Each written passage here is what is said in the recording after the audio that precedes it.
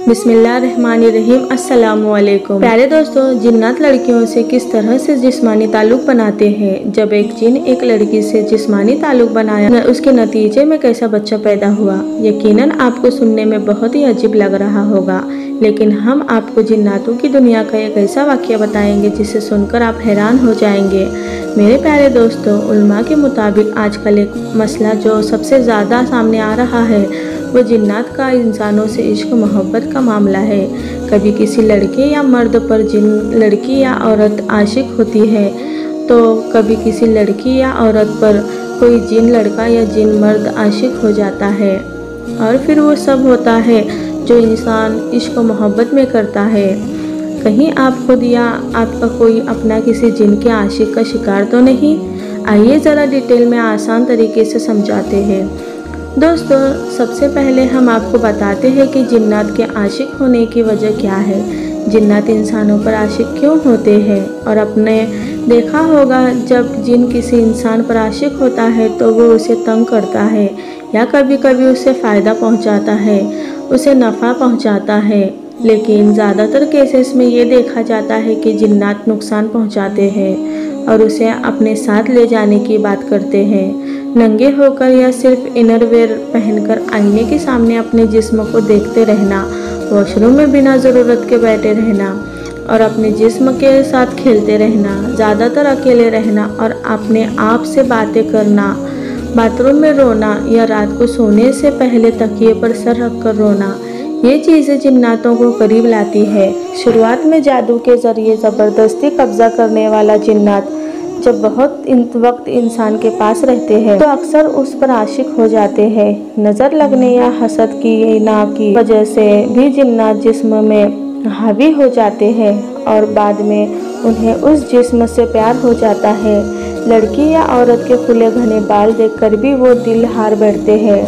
इस हवाले से एक बहुत ही अहम वाक़या आपको बताते हैं जिसे एक लड़की ने हम तक पहुँचाया है। उनकी ज़ुबानी ये वाक़या आपको सुनाते हैं। वो कहती है कि मेरी एक सहेली जो कि बहुत ही खूबसूरत और स्मार्ट थी, कहा करती थी कि मैंने जिन से शादी कर रखी है, लेकिन हम उसकी बात को मजाक समझकर उड़ा देते थे क्योंकि हम जिन्नातों पर यकीन नहीं रखते थे। इसीलिए किसी जिन से शादी तो इंतहाई बेहुदा और नामुमकिन लगता था। लेकिन वो बहुत शरारती थी, इसीलिए उस पर कभी गौर नहीं किया। और अब 15 साल बाद उससे एक मार्केट में मुलाकात हुई तो एक दूसरे का हाल मालूम करते वक्त उसकी घरेलू ज़िंदगी के बारे में पूछा कि उसकी शादी हो चुकी है या नहीं, उसके बच्चे कितने हैं। तो वो हंसते हुए बोली कि शादी तो बहुत पहले से कर चुकी थी। मैंने तुम्हें बताया तो था कि एक जिन से मैंने शादी की है। तो मैंने कहा जाने दो, क्या बात करती हो, तुम्हारी आदत अभी तक नहीं गई। मैंने कहा क्या तुम इसको मजाक समझती रही हो। हैरत से सवाल किया, ये मजाक नहीं हकीकत है। मेरा शोहर एक जिन है, एक इंसान नहीं।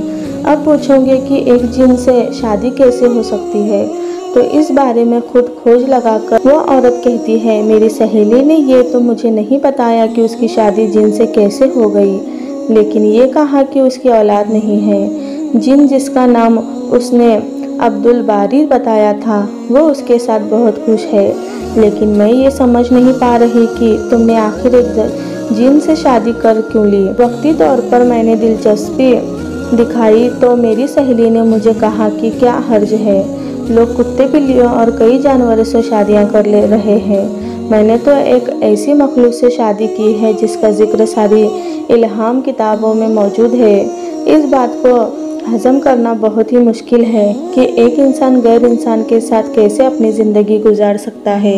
लेकिन वही तहकीक और इस्लामी किताबों से ये बात साबित हुई कि जिन्नात न सिर्फ दुनिया में पाए जाते हैं बल्कि इंसानों की तरह उनकी बस्तियां भी आबाद होती है और उनके बाज़ार भी होते हैं और उनके बच्चे भी होते हैं और ये शादियां भी करते हैं और इनकी औलाद भी होती है। अक्सर औकात जिन्नात इंसानों से शादी भी कर लेते हैं। इस हवाले से एक वाक़या एक शख्स ने शेयर किया जो कहता है कि मैं अभी जवान था और शादी को सिर्फ 3 साल हुए थे। मेरे घर मेरी बेटी पैदा हुई। मेरे चूँकि पहले 2 बेटे थे। बेटी की पैदाइश पर मैं बहुत खुश हुआ और मैंने बहुत सी मिठाई बांटी। लोग आ रहे थे और मिठाई ले रहे थे। एक औरत एक बार ले गई, दूसरी बार ले गई।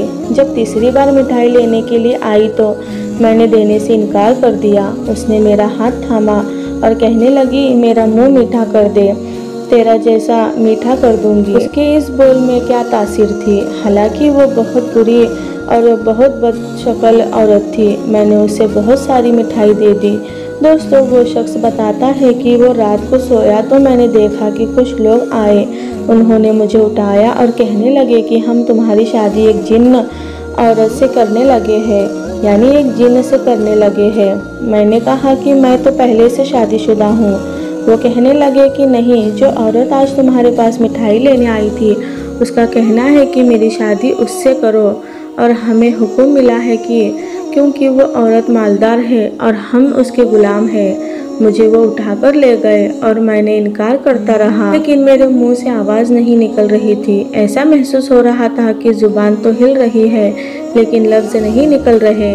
वो ज़िंदगी का पहला मौका था जब मैंने अपने आप को बहुत बेबस महसूस किया। बहुत दूर ले जाने के बाद वहाँ बहुत हरे हरे पहाड़ थे। ऐसा महसूस होता था जैसे कश्मीर की पहाड़ियाँ हैं। वहाँ हर तरफ खाने पक रहे थे, कुछ मौसीकी और ढोलक भी बज रहे थे। हर तरफ खुशी की आवाज़ें थी। मुझे एक बहुत खूबसूरत लिबास पहना गया और मैं उस खूबसूरत लिबास में दूल्हे की शक्ल में आ गया। मैं पिछले सारे गम भूल गया। मेरे अंदर भी नई शादी की उमंग पैदा हुई। फिर बाकायदा मेरा शरीयत के मुताबिक निकाह हुआ और फिर मुझे उठाकर दुल्हन के कमरे में पहुंचाया गया। मेरी बीवी वाकई बहुत खूबसूरत थी। उसका जिस्म, उसकी खूबसूरत आंखें, खूबसूरत गर्दन, गुलाबी होठ, महकते सुर्खसार नशीली पलकें, दिलरुबा आवाज़, खूबसूरत हाथ और कलाइयाँ। जिस्म सारा सोने और हीरे जवाहरात से लदा हुआ था। मैंने रात उसके साथ शब बसर की। सुबह खुद ही कहने लगी, अब मेरे गुलाम आपको छोड़ आएंगे। अपनी इसे इंसानी बीवी से इसका इजहार मत करना वरना वो नाराज़ होगी। उस शख्स के मुताबिक उस शादी को 16 साल हो गए। मेरी जिन्नी बीवी, जिसका नाम अनाया था, मैं उसे दिलरुबा कहता हूँ, मेरी दिलरुबा के साथ ऐसी मोहब्बत बढ़ी कि उसमें से मेरे 7 बच्चे हैं जो कि जिन हैं। हमारी कभी लड़ाई नहीं हुई। मैं जब बहुत गरीब था, जिस वक्त मेरी दिलरुबा से शादी हुई, मालो दौलत, चीज़ें और इनाम आते, खुदावंद मुझ पर बारिश की तरह बरसती। दोस्तों, इन वाक़यात से मालूम होता है कि जिन्नात भी शादी करते हैं और इंसानों की तरह उनकी भी औलाद होती है। तिरमिज़ी और नसाई शरीफ में हज़रत अबू सईद रज़ियल्लाहु ताला अन्हु की रिवायत है। वो फरमाते हैं कि रसूल अकरम सल्लल्लाहु अलैहि वसल्लम ने फरमाया कि मदीना मुनव्वरा में कुछ मुसलमान जिन्नात भी रहते हैं। अगर तुमको कोई सांप या बिच्छू नज़र आए तो पहले उसको 3 बार डरा दो। अगर तभी भी वो न जाए तो उसको मार दो। तब किसी पर जिन्नात आते हैं तो वो उसके बदन में दाखिल होकर असर करते हैं। इसी तरह शैतान इंसान के बदन में खून की तरफ दौड़ता है।